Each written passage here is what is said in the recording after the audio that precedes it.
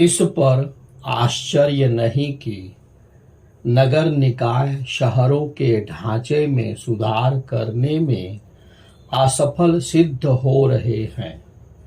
उनकी यह असफलता इसलिए चिंताजनक है कि जैसे जैसे शहरी आबादी की बेहतर जीवन शैली को लेकर उम्मीदें बढ़ रही हैं, वैसे वैसे नगर निकाय उन्हें पूरा करने में नाकाम हो रहे हैं। इसके चलते शहरी जीवन अनेक समस्याओं से घिरता चला जा रहा है। शहरों में बेहतर जीवन स्तर की जो कल्पनाएं की जाती हैं, वे पूरी नहीं हो रही हैं।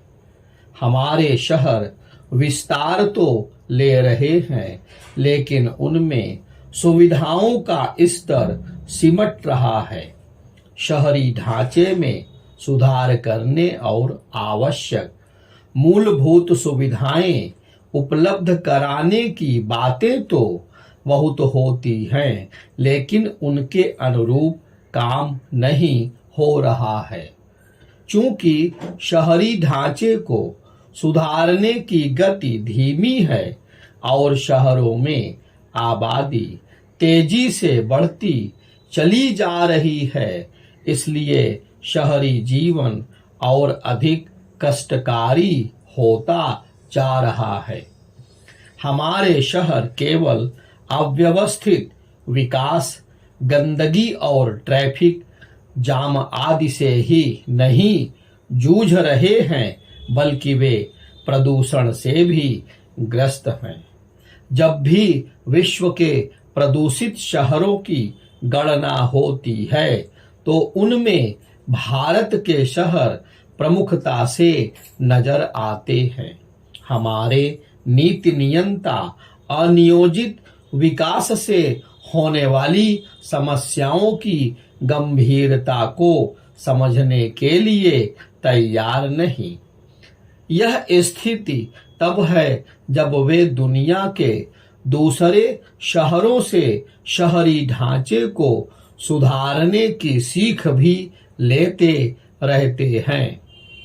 शहरों की दुर्दशा का कारण केवल अनियोजित विकास ही नहीं है, इसके साथ साथ दूरदर्शी और टिकाऊ योजनाओं का अभाव भी है।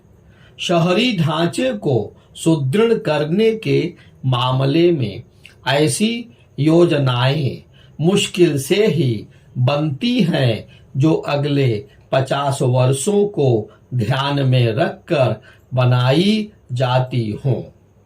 यही कारण है कि नई सड़कें और फ्लाईओवर कुछ ही वर्षों में अपर्याप्त सिद्ध होने लगते हैं।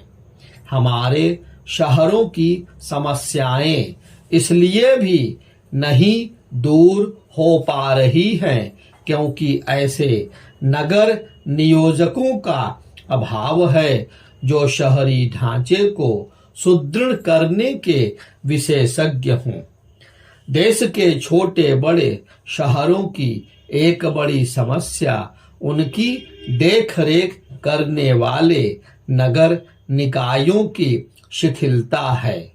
वे अकुशलता, लाल फीताशाही और भ्रष्टाचार के साथ साथ सस्ती राजनीति का अड्डा बन गए हैं।